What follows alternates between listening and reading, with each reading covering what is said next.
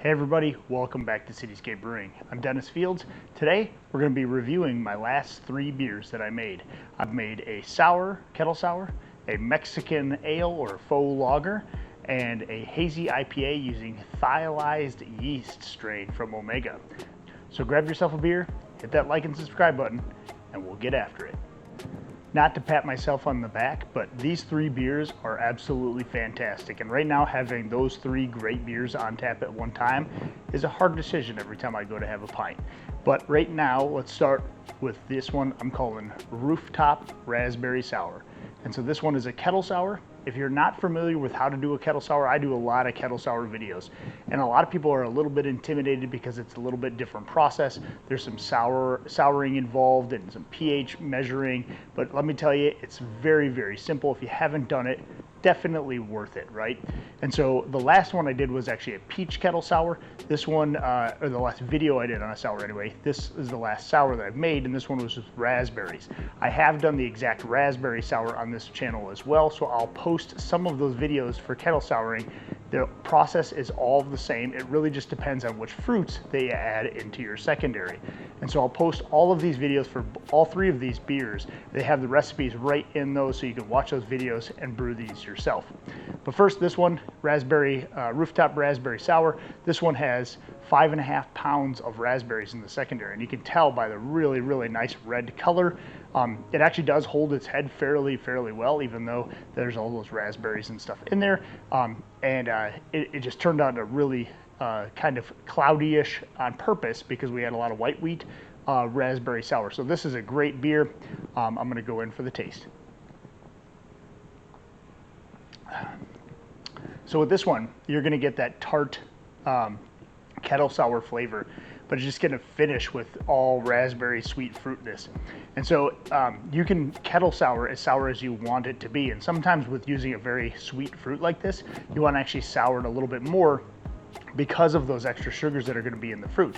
So you can really make this as sour or as sweet as you want it to be. Of course, when I use a fruit that I know is going to be on the sweeter side, I generally will sour this a little bit longer, drop it from instead of about 3.5 pH to about 3.3 pH during the souring process. And that will help kind of balance out when you add all of those sweet fruits in it. But this one has got the tartness right off the bat. It actually almost tastes like you're drinking, raspberries. It's got that tartness that raspberries have. It's got that sweetness on the end, and the flavor really comes through. But man, I tell you what, this is a great beer, especially for people who aren't beer people, right? I have a lot of friends that really aren't IPAs or pale ale kind of people. They're more like ciders or seltzers, and these sours are right up their alley. So kettle sours, they're a crowd pleaser no matter who drinks them. Next on the list, after I did that one, I entered this beer, which I'm calling Fiesta Cerveza. It's a Mexican faux lager. If you saw that video, this is one I added poblano peppers to. I actually put this into a competition for my local homebrew club, and I won first place in it. And so this one, out of the judges, there was 22 judges, and 20 of them picked this one to be first place. And so really great beer. As you can tell, it's kind of hard to tell with this glass. It's very clear, very light, almost like a Corona kind of, right? But it has those lime flavors because we use these special hops from New Zealand called Motueka hops. And so those were 2 ounces in the whirlpool. When I tasted this before I added the peppers in the secondary, I was like, wow, that's very lime, almost too lime, right? But at the same time, I was very surprised how much lime flavor those hops gave off when I wasn't using really any lime peels or lime flavoring. It was just from those hops in the whirlpool process. So really cool. Try using those if you want to add a lime flavor to your beer. Again, Motueka hops. There's 3 pounds of flaked maize in this one, and also some different malts base malts that will help give it that kind of bready tortilla flavor. Then you have the lime flavor from those hops, and then we have about an ounce or a little bit over an ounce of poblano peppers, and you leave that in the secondary just for 3 days is all, and then you pull those back out, and that's just enough to give it that like chili pepper flavor without being hot. So there's no heat to this. It's really just those chili flavors in the beer. So without further ado, when you smell this one, you get those peppers right away. So you can smell that. And it almost kind of gives off the perception like it's going to have some heat to the beer, but it really doesn't. And tasting it, you know, right off the bat, you get the peppers.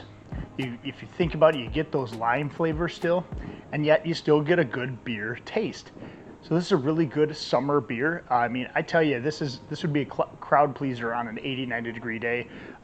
This is one that, even if you're not a heat fan with peppers, you don't like jalapenos, that kind of thing, this one is just right on the mark as far as the flavor, but very little heat and still very drinkable. Go ahead and check this one out. Great summer beer. Again, Fiesta Cerveza.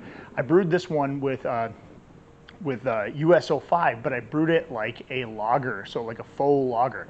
I brewed it at 58 degrees Fahrenheit, or I fermented it, excuse me, at 58 degrees Fahrenheit, and that gave it kind of that faux lager-esque taste, right? So it really kind of mimics a lager while still being an ale. So it's not a true lager, but it gives off some of those lager characters because we fermented it at such low temperatures. And last but not least, this is the very latest one that I brewed. This is a Hazy IPA, New England IPA. This one I brewed with the Omega's ultra thiolized yeast called Heliogazer. This was the first time using an ultra thiolized yeast like that and adding thiols by adding Cascade hops into the mash process to unlock those bound thiols. And then this yeast can really get at those bound thiols, and it turns them into this juicy and hazy characteristics. And so I was blown away when I first sampled this beer, so I won't pretend like I haven't had one, because I have. But man, look at the cloudiness. It's spot on for what you want a hazy to look like. It's that golden color, orangish color, good head retention, super hazy, but not like milky looking like some of those kind of lactose looking beers, right? Good hazy appearance on it. And I'll tell you what, running the nose over it, it's all fruit. I mean, this is all fruit flavor smells. So you're getting the citrus. I get a lot of mango and guava flavor in that. And you can even pick up some pineapple notes almost in the aroma. So very, very good smelling beer. Let's go in for the sample.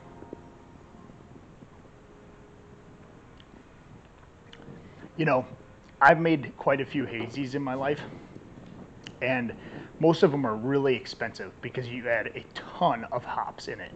And I'm very surprised. I used, I think, of only about like 4.5 ounces total. Now, some of them were cryo hops, so if you want to say that, maybe, you know, if you were using regular hops, it'd be about 6 ounces total.